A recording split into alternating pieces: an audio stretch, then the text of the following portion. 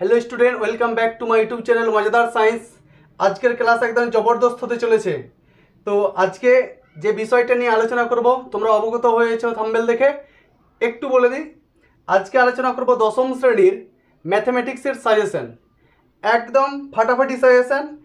केउ যদি এই যে তিনটে উপপাদ্য দেব এই তিনটেই করে রাখো তাহলে এখান থেকে একটি অবশ্যই পেয়ে যাবে। এই তিনটের মধ্য থেকে একটা অবশ্যই পেয়ে যাবে, একদম 100% শিওর। এবার এখান থেকে যদি কেউ না পাও, ঠিক আছে, আমার চ্যানেলটাকে সাবস্ক্রাইব করে রাখো। মাধ্যমিক বোর্ড এক্সামে যদি না পাও তাহলে আমার চ্যানেলটাকে আনসাবস্ক্রাইব করে দেবে। এটা আমি একদম শিওর বলে রাখছি, তোমাদেরকে সাবস্ক্রাইব করতে হবে না, আনসাবস্ক্রাইব করে দেবে, ঠিক আছে। তো যে তিনটে উপপাদ্য বলবো এই তিনটে উপপাদ্যকে এখন থেকেই ভালো করে একদম বারবার প্র্যাকটিস করে নাও। যারা একদম দুর্বল স্টুডেন্ট রয়েছে, যারা উপপাদ্যকে দেখে একদম ভয় করো, আর কিন্তু ভয়ের সময় নয়, এবার ঘুরে দাঁড়ানোর সময়। তো চলো কি কি তিনটে উপপাদ্য রয়েছে একটা একটা করে আমি দেখাচ্ছি। দেখো, প্রথম উপপাদ্যটা রয়েছে পিথাগোরাসের উপপাদ্য, ঠিক আছে। এটা পেয়ে যাবে 285 নম্বর পেজে।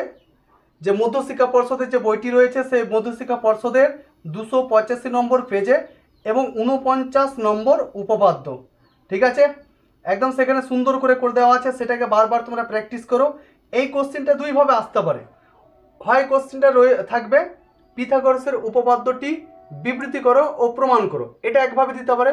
অথবা কোশ্চেনটাকে দিতে পারে এইভাবে, এই যে উপপাদ্যটি রয়েছে, যে কোনো সমকোণী ত্রিভুজের অতিভুজের ওপর অঙ্কিত বর্গক্ষেত্রের ক্ষেত্রফল অপর দুই বাহুর ওপর অঙ্কিত বর্গক্ষেত্রের ক্ষেত্রফলের সমষ্টির সমান, ঠিক আছে। এই পুরো উপপাদ্যটাকে দিয়ে দিল। এবার লেখা থাকবে যে প্রমাণ করো, তাহলে এটা তোমাকে প্রমাণ করতে হবে, ঠিক আছে। এটা একদম ইম্পর্টেন্ট, ভেরি ভেরি ইম্পর্টেন্ট। এটাকে সুন্দর করে তোমরা কিন্তু করে নিবে। এরপরে চলে আসবো দ্বিতীয় উপপাদ্যটি। দেখো, দ্বিতীয় উপপাদ্যটি রয়েছে পিথাগোরাসের বিপরীত উপপাদ্য। এটা তোমরা সবাই জানো। এটা দেখো পেয়ে যাবে 286 নম্বর পেজে।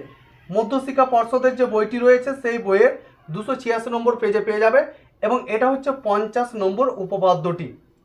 আমি পেজ এবং উপপাদ্য নম্বর বলে দিচ্ছি। এই কোশ্চিনটিও দুইভাবে আসতে পারে। একটা হচ্ছে পিথাগোরাসের বিপরীত উপপাদ্যটি বিবৃত করো ও প্রমাণ করো, এটা একভাবে দিতে পারে। অথবা তোমাকে দিবে এইভাবে, যে কোনো ত্রিভুজের একটি বাহুর ওপর অঙ্কিত বর্গক্ষেত্রের ক্ষেত্রফল অপর দুই বাহুর ওপর অঙ্কিত বর্গক্ষেত্রের ক্ষেত্রফলের সমষ্টির সমান হলে প্রথম বাহুর বিপরীত কোণটি সমকোণ হবে, দিয়ে লেখা থাকবে প্রমাণ করো, ঠিক আছে। অ্যান্সার কিন্তু একটাই, তাহলে এখানে ঘাবড়ানোর কোনো দরকার নেই। তোমাকে যেভাবে কোশ্চেনটা দিক না কেন অ্যান্সার কিন্তু একটাই। 3 নম্বর উপপাদ্যটি রয়েছে 18 নম্বর যে চ্যাপ্টার রয়েছে সেই 18 নম্বর চ্যাপ্টার থেকে পেজ নম্বর হচ্ছে 255। 18 নম্বর চ্যাপ্টারের যে সদৃশ্যতা রয়েছে সেখান থেকে উপপাদ্যটা রয়েছে, আর উপপাদ্য নম্বর হচ্ছে 48, ঠিক আছে। এবার উপপাদ্যটা কি দেখে না একটু। যে কোনো সমকোণী ত্রিভুজের সমকোণিক বিন্দু থেকে অতিভুজের ওপর লম্ব অঙ্কন করলে এই লম্বের উভয় পার্শ্বস্থ ত্রিভুজদ্বয় সদৃশ এবং ত্রিভুজগুলির প্রত্যেকে মূল ত্রিভুজের সঙ্গে সদৃশ, দিয়ে লেখা থাকবে প্রমাণ করো, ঠিক আছে। এই তিনটে উপপাদ্য যদি করে নাও তাহলে 2025 সালে যে মাধ্যমিক পরীক্ষার অঙ্ক কোশ্চিন সেই অঙ্ক কোশ্চিনে কিন্তু একটা অবশ্যই পাবে।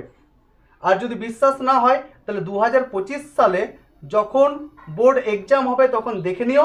এবার যদি না আসে তাহলে আমার চ্যানেলটাকে আনসাবস্ক্রাইব করে দেবে, এটা আমি গ্যারান্টি সহিত বলছি। তো এখন থেকে একদম শুরু করে দাও এই তিনটাকে বারবার প্র্যাকটিস করতে। আর আবার বলি, যারা চ্যানেলে নতুন রয়েছে চ্যানেলটাকে সাবস্ক্রাইব করোনি অবশ্যই চ্যানেলটাকে সাবস্ক্রাইব করে নেবে। Thank you so much.